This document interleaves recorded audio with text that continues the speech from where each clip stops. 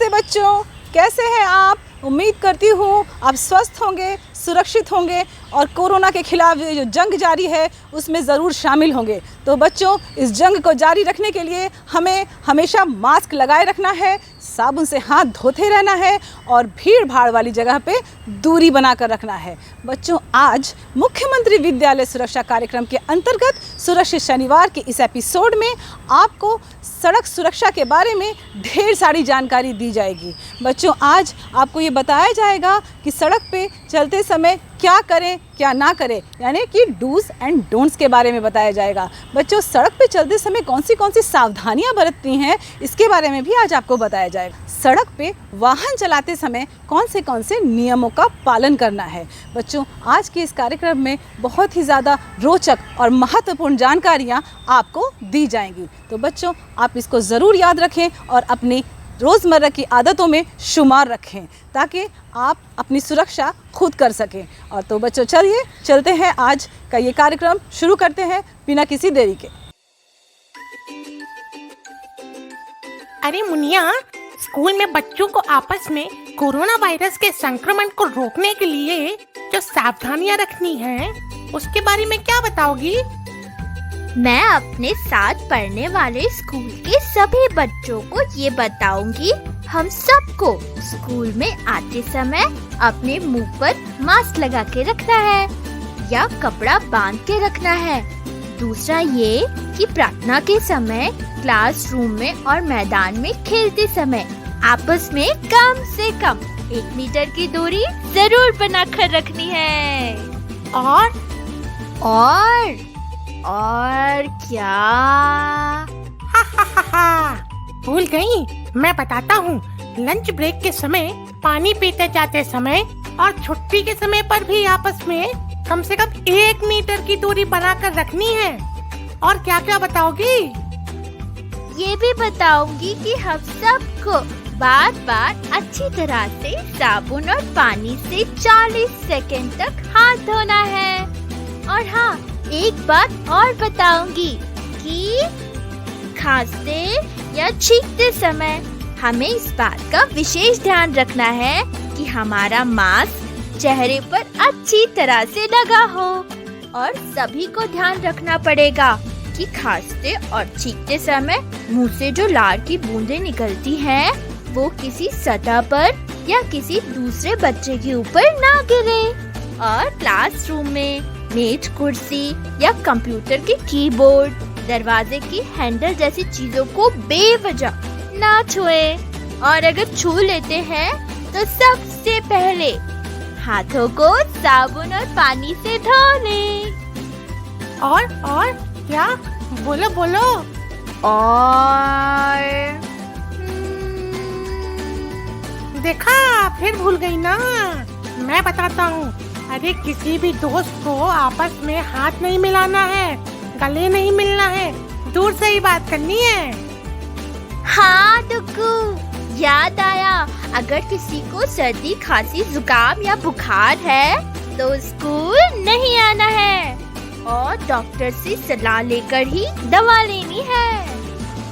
और इसके अलावा रेडियो और टीवी पर स्कूली बच्चों के लिए मीना की दुनिया, आधा फुल और गली गली सिम सिम जैसे मनोरंजक और शिक्षाप्रद कार्यक्रम भी आते हैं। स्कूल से आकर इन्हें भी तो देखना और सुनना नहीं भूलना है।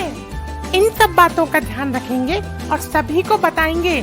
मिलजुल कर कोरोना को हराएंगे और बन जाएंगे कोरोना चैंपियन। कोरोना वायरस के खतरे से खुद को बचाएं। ये कुछ सरल उपाय अपनाएं। साथियों, कोरोना वायरस के संक्रमण से बचने के लिए आपको कुछ आसान से काम करने हैं। जब भी आप किसी से बात करें या किसी के साथ बैठें, तो उनसे कम से कम 1.5 से 2 मीटर या 2 गज की दूरी बनाएं। घर में रहें और बहुत जरूरत पड़ने पर ही आप घर से बाहर जाएं। बाहर जाते समय आप हर हाल में मास्क या सूती कपड़े जैसे गमछे या दुपट्टे से अपना मुंह और नाक ढक कर रखें। अपने हाथों को 20 सेकंड तक साबुन और पानी से बार बार धोएं। यदि किसी को खांसी, बुखार या सांस लेने में तकलीफ जैसे लक्षण हैं या अधिक जानकारी चाहिए तो अपने नजदीकी सरकारी अस्पताल या सरकार के टोल फ्री नंबर 104 या 1075 पर संपर्क करें। बिहार सरकार और यूनिसेफ द्वारा जनहित में जारी। जैसा हम सभी देखते हैं कि सड़कों पर वाहनों एवं व्यक्तियों की काफ़ी अधिक संख्या में वृद्धि हुई है। राज्य में अच्छी सड़कें बन रही हैं तो वाहनों का दबाव भी सड़कों पर बढ़ रहा है। हमारी गलती, असावधानी एवं नियमों की अनदेखी से सड़क दुर्घटनाएं होती हैं। सड़क दुर्घटनाओं में मृत्यु दर अन्य सभी आपदाओं से अधिक है। यह राज्य की सबसे बड़ी मानव जनित आपदा है। तो आज हम जानेंगे सड़क दुर्घटनाओं के कारणों और सड़क दुर्घटनाओं से बचाव हेतु हमें क्या करना है और क्या नहीं करना है। तो आइए अब हम जानते हैं सड़क दुर्घटनाओं के प्रमुख कारणों के बारे में। हम सड़क पर यदि 2 पहिया वाहन या 4 पहिया वाहन से यात्रा कर रहे हों और तेज गति से वाहन चलाते हैं तो इन दुर्घटनाओं के होने की संभावना अधिक होती है। और सड़क पर हम ओवरटेक खतरनाक तरीके से करते हैं तो भी इन दुर्घटनाओं के होने की संभावना अधिक होती है। जैसा हम देखते हैं कि आजकल मोबाइल और ईयरफोन का उपयोग बढ़ गया है। मोबाइल और ईयरफोन का उपयोग करना चाहिए, लेकिन गाड़ी चलाते समय कदापि नहीं करना चाहिए। ये हम दुर्घटना को आमंत्रण देते हैं। हम यदि वाहन चलाते समय हमें ठीक से हमने विश्राम नहीं किया है, हमें थकान महसूस हो रही है, उस समय भी हमें वाहन कदापि नहीं चलाना चाहिए। जब हम सड़क पर वाहन चला रहे हों तो गलत साइड से नहीं चलाना चाहिए। जैसा इस फोटो में आप देख रहे हैं बाइक सवार को। ट्रैफिक नियमों का पालन नहीं करने से भी सड़क दुर्घटनाएं होती हैं। फाटक बंद है फिर भी बाइक सवार उसको पास करने का प्रयास कर रहे हैं। एक ही बाइक पर बच्चों को लेकर 6 लोग सवार हैं। इस तरह नीचे के भी फोटो में देख रहे हैं आप। तो जगह जगह हम इस तरह से ट्रैफिक नियमों का पालन नहीं करते हैं और दुर्घटनाएं होती हैं। हम यदि 2 पहिया वाहन चला रहे हों या 4 पहिया वाहन, 2 पहिया वाहन चलाते समय हम हेलमेट नहीं लगाते हैं और 4 पहिया वाहन चलाते समय सीट बेल्ट नहीं लगाते हैं। यह भी दुर्घटनाओं का बहुत बड़ा कारण है। आइए अब हम जानते हैं सड़क सुरक्षा के पिलर्स के बारे में। सड़क सुरक्षा के कुल 4 पिलर्स हैं: एजुकेशन, इंजीनियरिंग, इन्फोर्समेंट और इमरजेंसी केयर।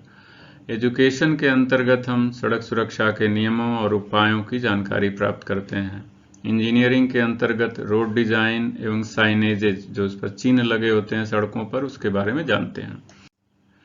इन्फोर्समेंट के अंतर्गत हम सड़क सुरक्षा के नियमों का पालन नहीं करते हैं तो हमें पेनाल्टी देना होता है, इसकी जानकारी प्राप्त करते हैं।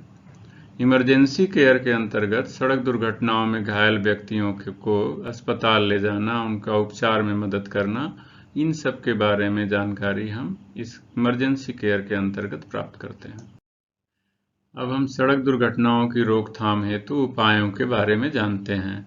जब हम सड़क पर पैदल चल रहे हो तो हमें किन किन बातों का ध्यान देना चाहिए, जैसे सड़क पार करते समय पहले दाएं फिर बाएं तथा सामने देखकर ही सड़क को पार करना चाहिए। जहां तक संभव हो एवं जेब्रा लाइन अंकित हो वहां जेब्रा लाइन से ही सड़क को पार करना चाहिए। सड़क पर चलते समय या सड़क पार करते समय मोबाइल पर बात नहीं करना है तथा कान में ईयरफोन लगाकर नहीं चलना है। यदि कोई तेज वाहन आ रहा हो तो ऐसी स्थिति में सड़क को पार नहीं करना है। सड़क के बाएं चलना है और सड़क चिन्हों का पालन करना है। अब हम जानते हैं कि 2 पहिया वाहन सवार गाड़ी चलाते समय किन किन बातों का ध्यान दें। 2 पहिया वाहन सड़क के बाईं ओर और निर्धारित गति सीमा में ही चलाना है। 2 पहिया वाहन चालक और उनके पीछे बैठने वाली सवारी को हमेशा हेलमेट पहनना है। सड़क दुर्घटनाओं की रोकथाम हेतु 4 पहिया वाहन सवार को किन किन बातों का ध्यान देना है उसके बारे में अब हम जानते हैं।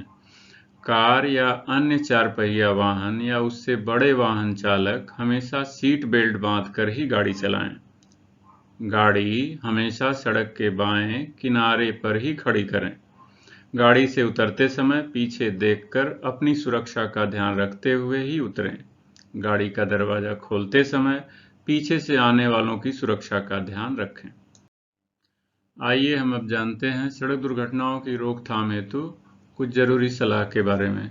नशा नहीं करना है और नशे की हालत में कभी गाड़ी नहीं चलाना है। ट्रैफिक नियमों एवं संकेतों का पालन करना है। गाड़ी दाएं और बाएं मोड़ते समय, रोकते समय, धीमी करते समय इंडिकेटर का प्रयोग करना है। सड़क दुर्घटना में घायल व्यक्ति को तुरंत प्राथमिक उपचार देना है और उसे किसी नज़दीकी अस्पताल में ले जाना है। सड़क पर एम्बुलेंस या अग्निशमन सेवा की गाड़ी जा रही हो तो वाहन सवार एवं पैदल यात्रियों को चाहिए कि इन गाड़ियों को जाने का रास्ता दें। सड़क का चौराहा आने पर, तिराहा आने पर गाड़ी की गति को धीमा कर लेना है और उसे पार करने से पहले दाहिने और बाएं देख लेना है। स्मार्ट मोबाइल फ़ोन के आने से लोगों में सेल्फी लेने का चलन बढ़ा है। सेल्फी लेना कोई बुरी बात नहीं है, लेकिन सड़क पर खड़े होकर गाड़ी चलाते समय या गाड़ी में बैठते समय सेल्फी लेना जानलेवा हो सकता है। तो इस तरह की सेल्फी हमें कदापि नहीं लेना है। Say no to selfie that kills. सड़क पर वाहन चलाते समय हमें जल्दीबाजी में नहीं रहना चाहिए। हमें वाहन को शांत दिमाग से और धैर्यपूर्वक चलाना है। यदि कोई रेल फाटक या रेलवे लाइन आ रही हो, उसे हम पार करते समय हमेशा यह ध्यान रखना है कि दोनों तरफ देख लें और तभी रेलवे क्रॉसिंग को पार करें। घनी आबादी, स्कूल या अस्पताल के आसपास आने पर अपनी गाड़ी को धीमा कर लेना है। यदि घना कोहरा हो रहा हो, वैसी स्थिति में अपनी गाड़ी को धीमे चलाना है और डीपर लाइट का प्रयोग करना है। एक दीवार पर टंगी सड़क सुरक्षा संकेतावली और चिन्ह के साथ बच्चों, ये सारी संकेतक चिन्हें सड़कों पर बनी होती हैं। बच्चों, सड़कें बोलती हैं, आपको निर्देशित करती हैं। अरे आपने क्या कहा? सड़क नहीं बोलती है? बोलती है, निश्चित तौर पर बोलती है। सड़क पर बने कई प्रकार के चिन्ह आपको निर्देशित करती हैं और इशारा करती हैं कि आप सड़क का व्यवहार कैसे करेंगे। 3 प्रकार के संकेतक आपको मिलेंगे। एक, सड़क पर बनी हुई और सड़कों के साथ चलती हैं। दूसरा, बगल में खड़ी उदग्र रोशनी युक्त। तीसरा, बगैर रोशनी के गोलाकार चिन्ह, आदेशात्मक, त्रिकोणात्मक, कॉशनरी यानी सचेतक, वर्गाकार, सूचनादायक। चलिए चलते हैं सड़क पर, इन चिन्हों को देखते हैं, सुनते हैं वो क्या कहती हैं। चलिए चलते हैं सड़क पर। सड़क सुरक्षित, जीवन रक्षित, यह जेब्रा क्रॉसिंग है बच्चों। आप अपने विद्यालय के सामने इसे देखते होंगे। सड़क के समानांतर कई सफेद पट्टियां बनी हुई होती हैं। ये जेब्रा क्रॉसिंग आपसे आग्रह करता है कि इसको छोड़कर अन्यत्र से सड़क पार नहीं करें। यह वाहन चालक को भी कहता है कि आप जहां जेब्रा क्रॉसिंग बना है वहां अपनी गति कम कर दें और देखें, यदि कोई जा रहा हो तो अपनी गाड़ी रोक दें। बच्चों, जेब्रा क्रॉसिंग पार करते समय आप खड़े हो लें, बाएं दाएं देख लें। अगर कोई गाड़ी नहीं आ रही हो तो जेब्रा क्रॉसिंग को पार करें। जीवन सुरक्षित, दुर्घटना से देर भली।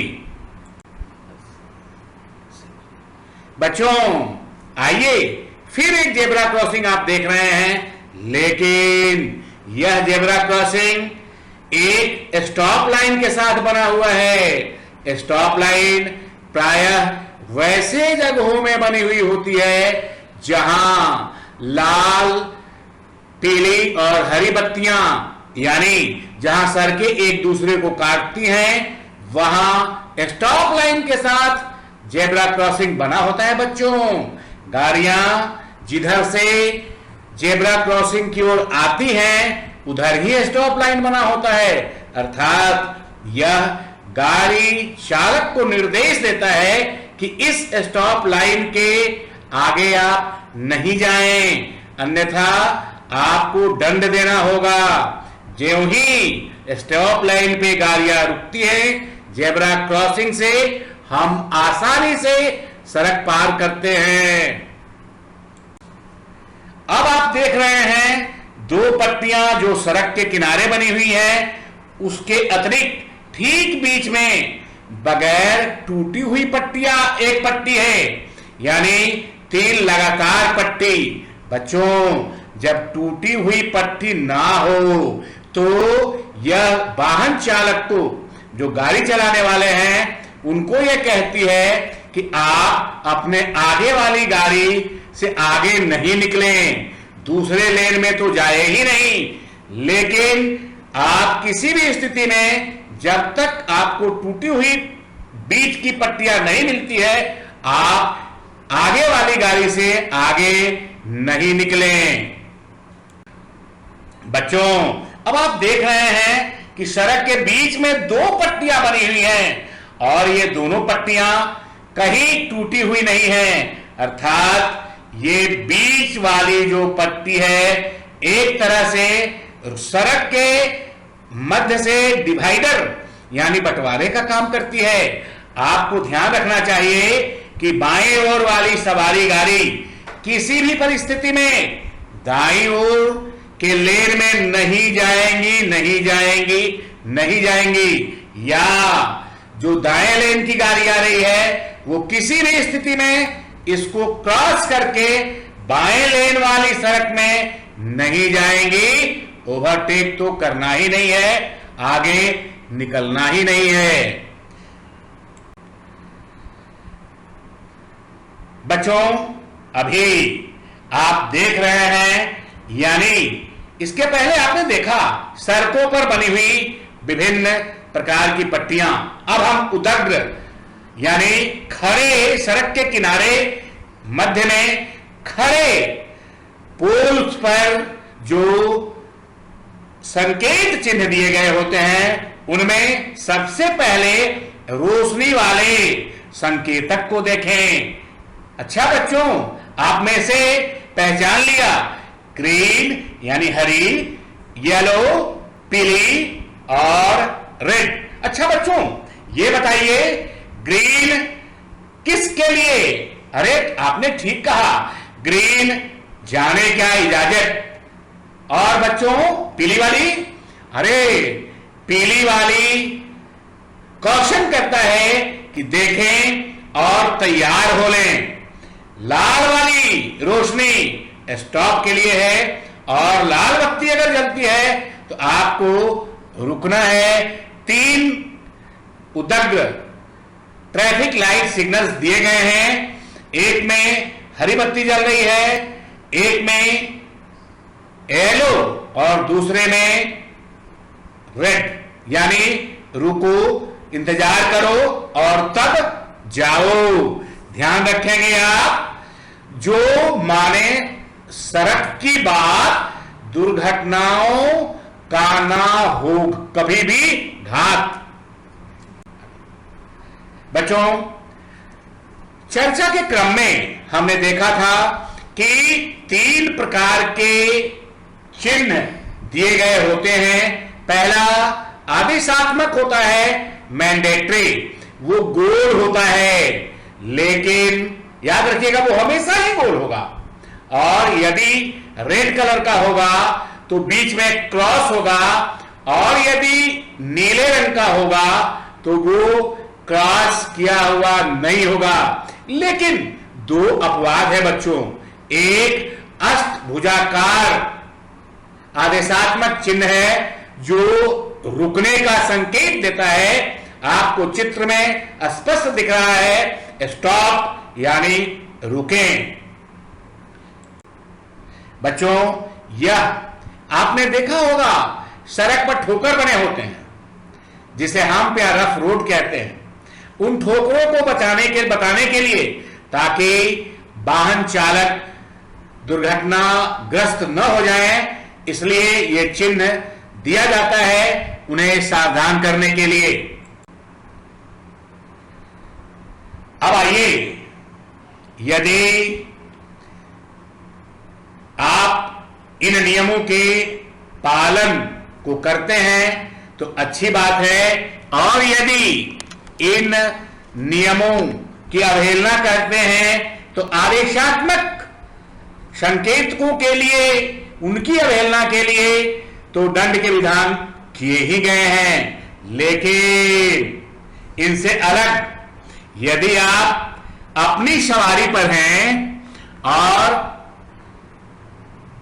सवारी चलाने के क्रम में आप नियम तोड़ते हैं तो उसके लिए केंद्रीय मोटर वाहन संशोधन अधिनियम 2019 को राज्य ने स्वीकार कर लिया और संशोधित जुर्माने की राशि घोषित कर दी। अब ये बताओ बच्चे कि क्या बिना हेलमेट का दुपहिया वाहन चलाना उचित है? अरे आपने बिल्कुल ठीक कहा, बिल्कुल ही नहीं। पीछे जो बैठा होता है सवारी, क्या उसे हेलमेट पहनना चाहिए या नहीं? अरे हां, बिल्कुल आपने सही कहा। अगर चालक नहीं बगैर हेलमेट के दोपहिया वाहन चला रहा है तो उसे 1000 रुपये का जुर्माना हो सकता है। 2 से अधिक सवारी अगर है तो उसे भी 1000 रुपये और 3 माह के लिए उसका ड्राइवरी लाइसेंस जब्त हो सकता है। बच्चों, आप नाबालिग हैं और यदि आप गाड़ी यानी मोटरसाइकिल चलाते हुए या अन्य चलाते हुए पकड़े जाएंगे तो आपके अभिभावक दोषी माने जाएंगे और उन्हें 25,000 तथा 3 साल की सजा भी हो सकती है। ये कुछ नए प्रावधान हैं जिन्हें देखा जा सकता है 2 पृष्ठों में। ये दोनों प्रावधान रखे गए हैं आपकी सूचना और जानकारी के लिए। बच्चों, आपके पास कलम और कागज है, कृपया इन्हें अंकित कर लें।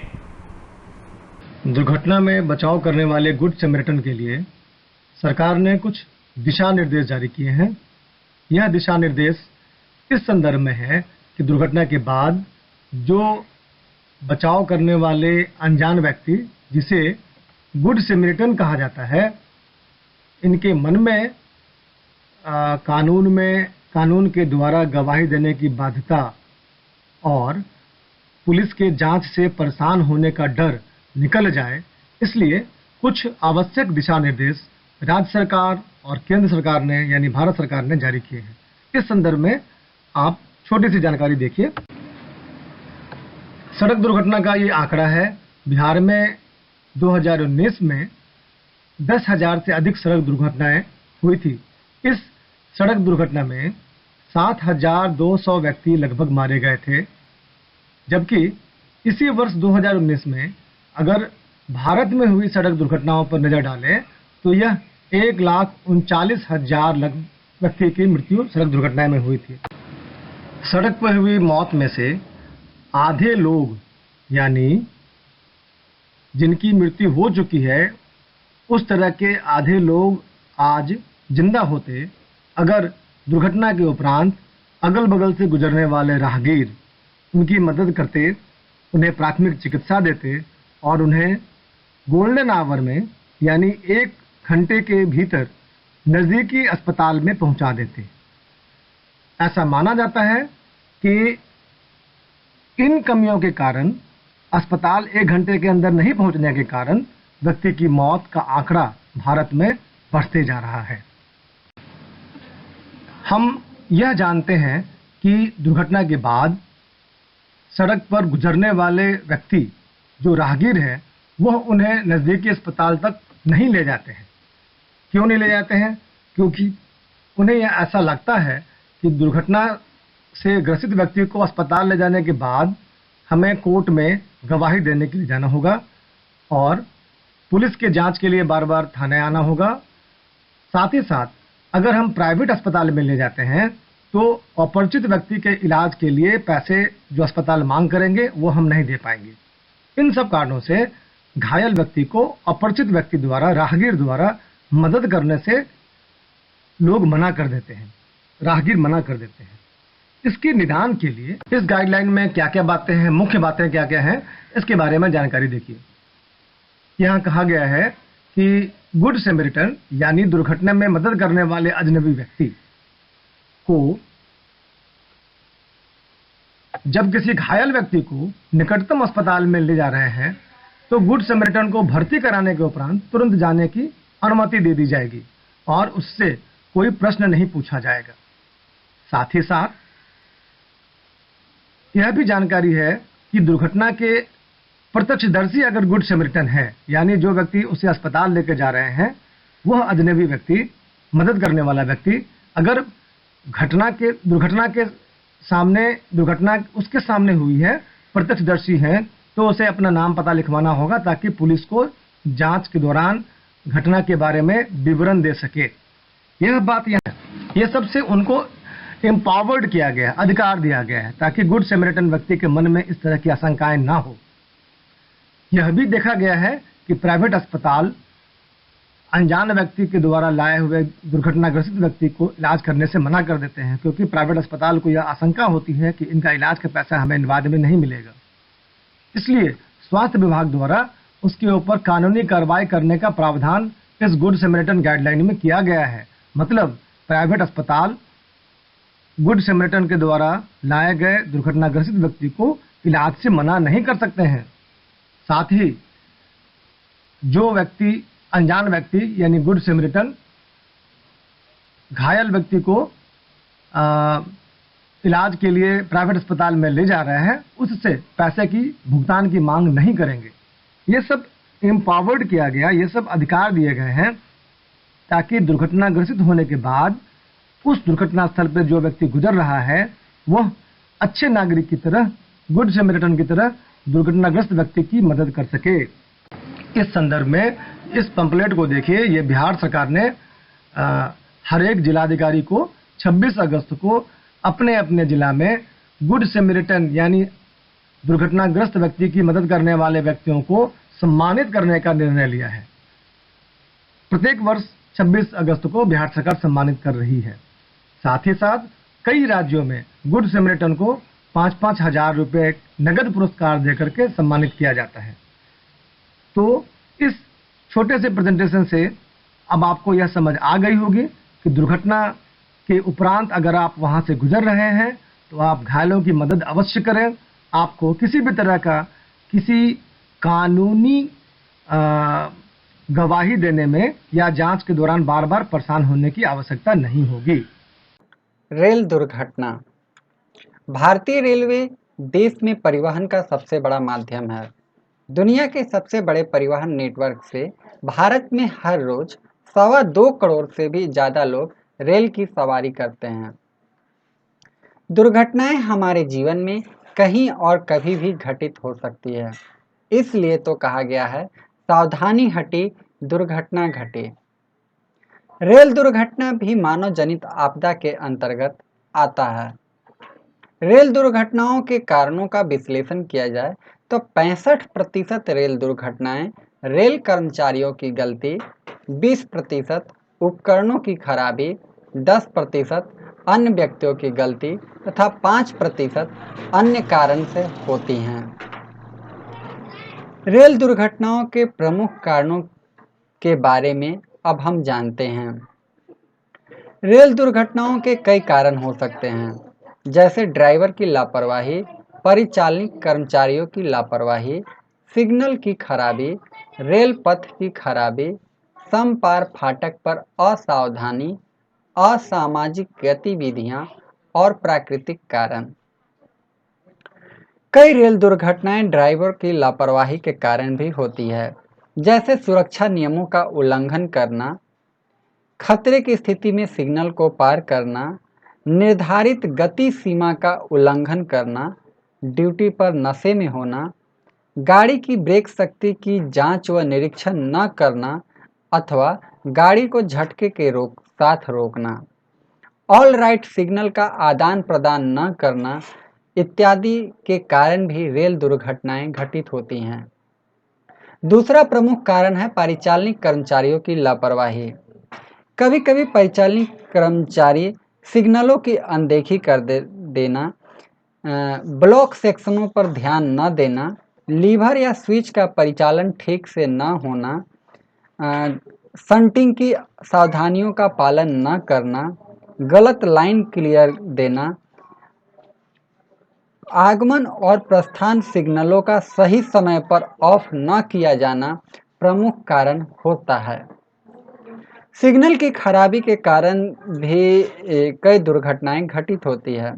ड्राइवर को सिग्नल ठीक से दिखाई न देने के कारण या मोड़ अधिक होने पर सिग्नल का दिखाई न देना, आसपास घने जंगल व पेड़ पौधों के कारण सिग्नल का न दिखाई देना, जाड़े के मौसम में घने कोहरे के कारण सिग्नल का न दिखाई देना, ये सब ड्राइवर को भ्रम की स्थिति उत्पन्न करने के कारण भी रेल दुर्घटनाएं घटित होती हैं।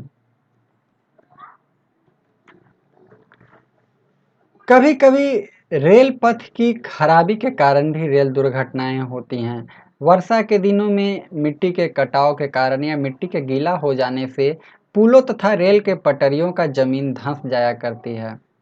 रेल पटरियों व पुलों के टूट जाने के कारण या रेल पटरियों में त्रुटि पाए जाने के कारण अगर उसे तत्काल ठीक नहीं किया जाता है या फिर कभी कभी ये होता है कि रेल पटरियों पर रेलगाड़ियों का अत्यधिक दबाव होने के कारण रेल पटरियों का टूट जाना, स्लीपरों का टूट जाना, तापमान परिवर्तन के कारण रेल की पटरियों में विकृति आ जाने के कारण भी रेल पथ दुर्घटनाओं को आमंत्रित करते हैं।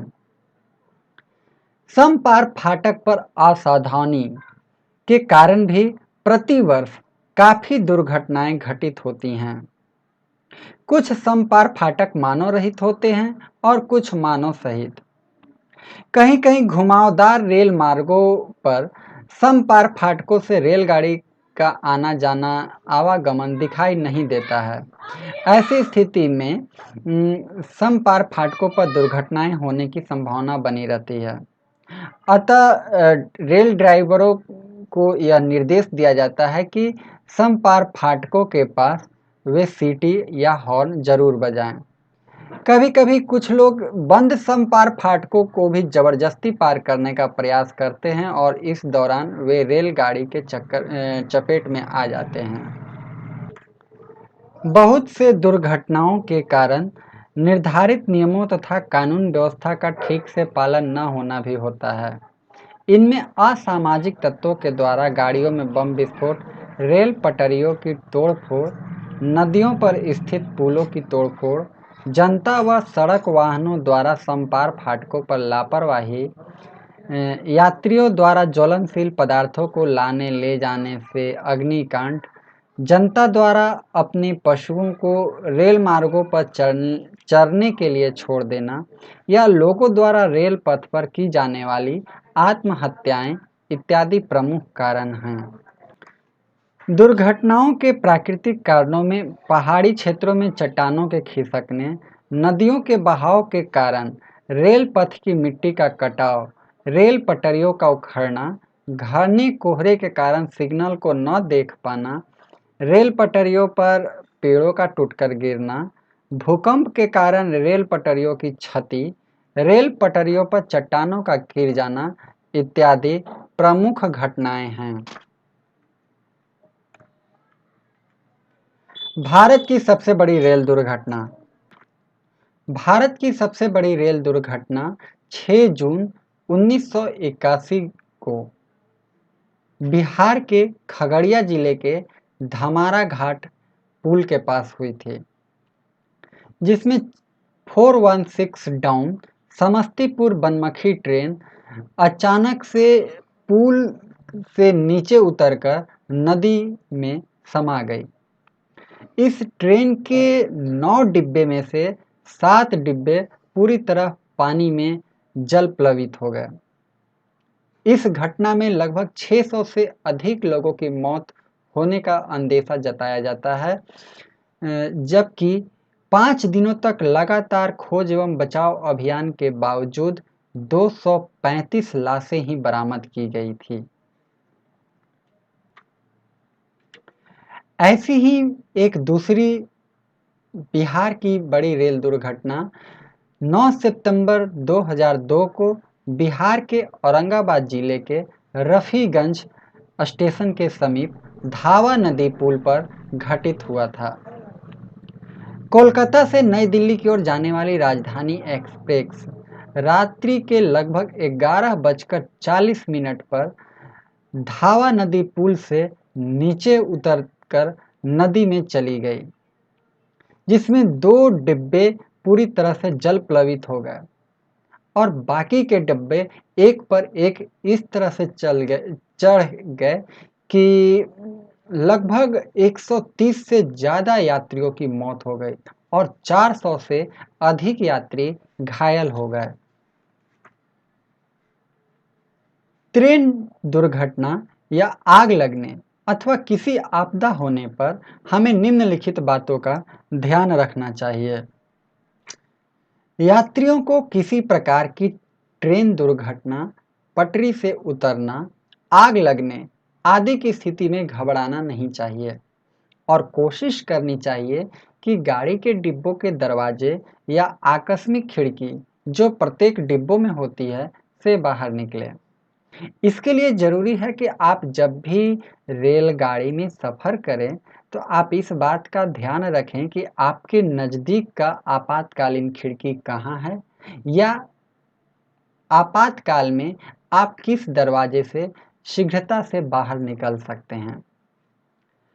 आग लगने पर गाड़ी को रोकने के लिए प्रभावित कोच या समीपवर्ती कोच के खतरे की जंजीर को खींचना चाहिए और गाड़ी रुकने तक यदि वेस्टिब्यूल हो तो उससे प्रभावित कोच से निकल जाना चाहिए।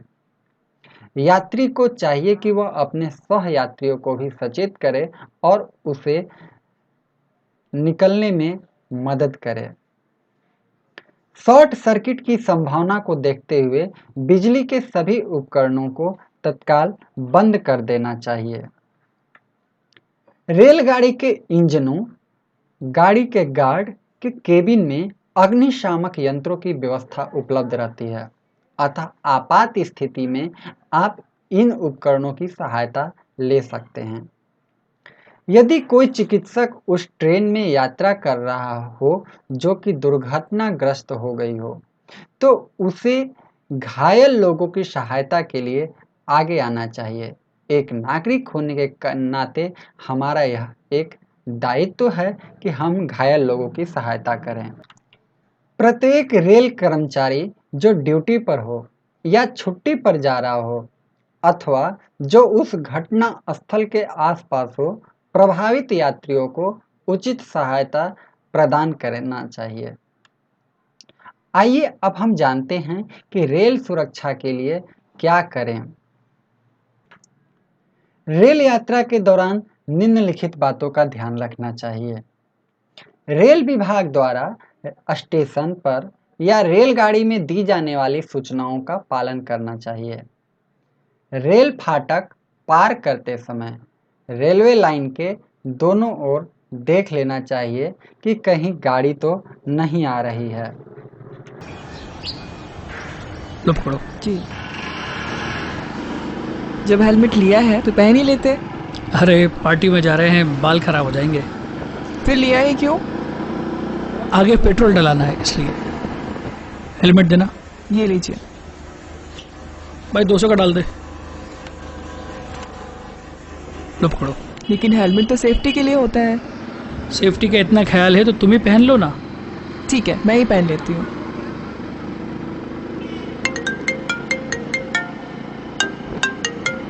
हाँ बोल।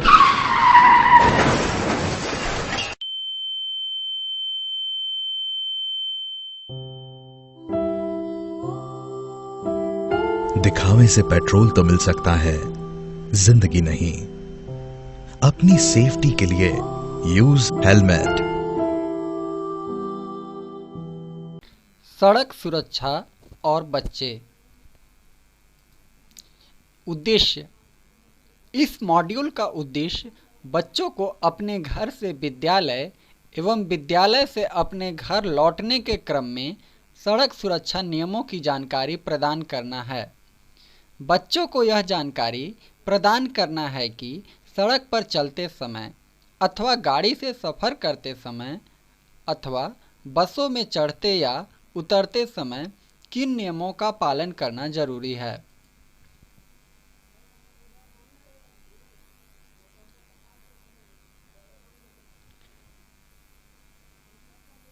अरे चिंकू, तुम बीच सड़क पर क्यों चल रहे हो? ओह सॉरी दीदी, मुझे ध्यान ही नहीं रहा। मैं ऊपर की ओर उड़ते पक्षियों को देख रहा था। सड़क पर चलते वक्त सड़क पर ही ध्यान रखना चाहिए। अपने आगे कहीं ठोकर न लग जाए। अपने चारों तरफ कहीं किसी ओर से गाड़ी तो नहीं आ रही। और हाँ, सड़क पर हमेशा बाईं ओर ही चलना चाहिए।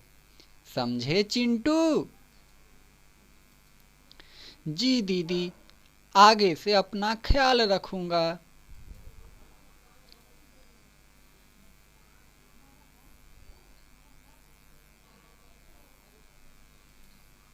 ये लो, हमारी स्कूल बस भी आ गई।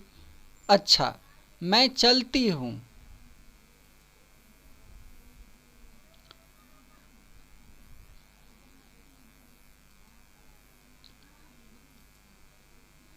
दीदी, आज तो आप स्कूल से जल्दी आ गईं। हाँ छुटकी, आज शनिवार है ना। आज हमारे विद्यालय में सुरक्षित शनिवार मनाया जाता है। प्रत्येक शनिवार को शिक्षक हमें आपदा से बचने के बारे में बताते हैं। अच्छा, तो आज आपने क्या सीखा? मुझे भी बताइए। हाँ, क्यों नहीं। आज हमारे शिक्षक ने हमें सड़क सुरक्षा के नियमों के बारे में बताया। सड़क सुरक्षा के नियम को बताते हुए हमारे शिक्षक ने बताया कि जब सड़क पर चलें तो ध्यान रखना चाहिए कि सड़क के बाईं ओर ही चलें एवं सड़क चिन्हों का अनुसरण करें। ट्रैफिक नियमों और संकेतों का पालन करें। सड़क पर साइकिल चलाते वक्त कलाबाजी न दिखाएं। साइकिल चलाते वक्त सुरक्षा के लिए हेलमेट पहनें। सड़क के किनारे पंक्तिबद्ध होकर चलना चाहिए। जब सड़क पार करें तो ध्यान रखें कि सड़क पार करते समय हमेशा दाएं और फिर बाएं फिर दाएं देखकर पार करें। सड़क पर चलते समय या सड़क पार करते समय कान में ईयरफोन लगाकर न चलें। जेब्रा लाइन से ही सड़क पार करें। जहां रोड डिवाइडर हो वहां से सड़क पार न करें। यदि कोई तेज वाहन आ रहा हो तो उस समय सड़क पार नहीं करना चाहिए। साथ ही जब स्कूल बस में चढ़ें तो जल्दीबाजी न करें। बस के रुकने का इंतजार करना चाहिए। एक कतार में रहकर बस में प्रवेश करना चाहिए। हमें देख लेना चाहिए कि कहीं बैग या कपड़े बस में तो न फंसी हुई है। रेलिंग पकड़कर ही बस में प्रवेश करना चाहिए। जब हम स्कूल बस में बैठे हुए हों तो सीट पर सुरक्षित ढंग से बैठना चाहिए और चेहरा सामने रखना चाहिए।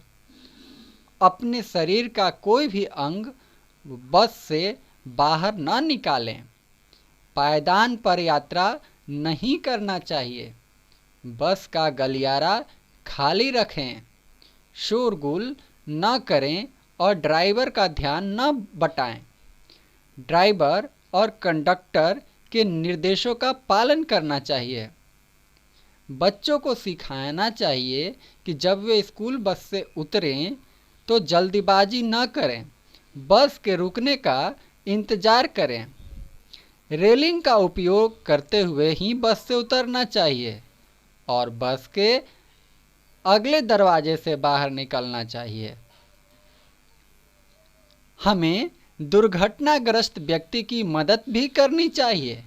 सड़क दुर्घटना में घायल व्यक्ति का पहले 1 घंटे में किया गया उपचार जिंदगी बचाने के लिए अत्यंत महत्वपूर्ण है। उसे तुरंत निकटवर्ती अस्पताल में ले जाना चाहिए। सड़क सुरक्षा के संबंध में माननीय सर्वोच्च न्यायालय के नए कानून के अनुसार पीड़ित व्यक्ति को सर्वप्रथम चिकित्सीय सहायता प्राप्त करने का अधिकार है। इसलिए उसकी सहायता करना अथवा अविलंब उपचार में भारतीय दंड संहिता, दंड प्रक्रिया संहिता या मोटर वाहन अधिनियम का कोई प्रावधान बाधक नहीं है। इसमें पुलिस की प्रतीक्षा करने की कोई कानूनी बाध्यता नहीं है। घायल या दुर्घटनाग्रस्त व्यक्तियों को अति शीघ्र उपचार मिले, इसके लिए हमें एम्बुलेंस का सहारा लेना चाहिए। एम्बुलेंस सेवा के लिए 108 या 102 पर संपर्क करना चाहिए। सड़क सुरक्षा नियमों को अपनाएं, अनमोल जीवन को सुरक्षित बनाएं। बच्चों नमस्ते। आज आपने सड़क दुर्घटना से बचने के लिए क्या करना चाहिए और क्या नहीं करना चाहिए इसके बारे में जाना, समझा और सीखा। अगर आपको याद होगा तो हम पिछले माह भी आपको सड़क दुर्घटना से बचाव के बारे में हमने एक एपिसोड चलाया था। आपको एक चीज़ ज़रूर जानना चाहिए कि पूरे देश में सबसे ज़्यादा मृत्यु अगर किसी आपदा से होती है तो वह सड़क दुर्घटना है। अकेले बिहार में लगभग 7,000 मौत प्रति वर्ष सड़क दुर्घटना के कारण होती है। अब आपको समझ में आया होगा कि इससे बचने के उपाय को जानना कितना आवश्यक है। तो बच्चों अब वक्त है, आज जो आपने सीखा उसके आधार पर हम आपसे कुछ सवाल पूछें। परंतु आपको करना क्या होता है? आपको प्रश्नों को ध्यान से सुनना होता है, उसके विकल्पों का सही चयन करना होता है। तत्पश्चात हम आपको एक गृह कार्य भी देते हैं जो आपको सप्ताह भर करना भी होता है। तो बच्चों क्या आप लोग तैयार हैं आज के क्विज के लिए? तो चलिए क्विज प्रारंभ करते हैं। आज के सत्र के सवाल आपके सामने हैं। पहला सवाल, सड़क दुर्घटना का निम्न में से प्रमुख कारण क्या है? तो इसके विकल्प हैं। पहला, सड़क पर पैदल चलने एवं वाहन चलाने के नियमों का पालन न करना। दूसरा, सड़कों पर गाड़ियों की बढ़ती संख्या। तीसरा, बढ़ती जनसंख्या। चौथा, सड़कों का अच्छा होना। तो बच्चों इसका सही जवाब है पहला विकल्प, अर्थात सड़क पर पैदल चलने एवं वाहन चलाने के नियमों का पालन न करना। दूसरा सवाल, सड़क दुर्घटना को कम करने के लिए हमें क्या करना चाहिए? इसके विकल्प हैं। पहला, सड़क पर वाहन चलाते समय यातायात नियमों का अनुपालन करें। दूसरा, वाहन चलाते समय मोबाइल फोन का प्रयोग नहीं करें। तीसरा, तेज रफ्तार से गाड़ी नहीं चलाएं। चौथा, 2 पहिए वाहन चलाते समय हेलमेट का प्रयोग करें। पांचवा, उपरोक्त सभी। तो बच्चों इसका सही जवाब है पांचवा विकल्प, अर्थात उपरोक्त सभी। तीसरा सवाल, रेल दुर्घटना को कम करने के लिए हमें क्या करना चाहिए? इसके विकल्प हैं। पहला, रेल की पटरियों के पास नहीं खेलना चाहिए। दूसरा, रेल पटरियों पर बैठकर बातचीत नहीं करना चाहिए। तीसरा, फाटक खुलने के बाद ही साइकिल अथवा मोटरसाइकिल पार करना चाहिए। चौथा, रेलवे क्रॉसिंग पार करते समय दाएं फिर बाएं देखकर पार होना चाहिए। अब पांचवा, उपरोक्त सभी। तो बच्चों इसका सही जवाब है पांचवा विकल्प, अर्थात उपरोक्त सभी। चौथा सवाल, एम्बुलेंस बुलाने के लिए निम्न में से किस नंबर पर फोन करना चाहिए? इसके विकल्प हैं। पहला, 102 एवं 108। दूसरा, 102 एवं 103। तीसरा, 102 एवं 101।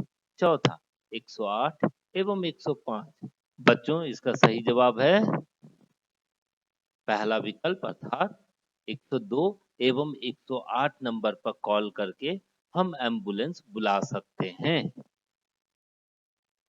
पांचवा सवाल, 2 पहिया एवं 4 पहिया वाहन चलाने के लिए ड्राइविंग लाइसेंस बनाने की उम्र सीमा क्या है?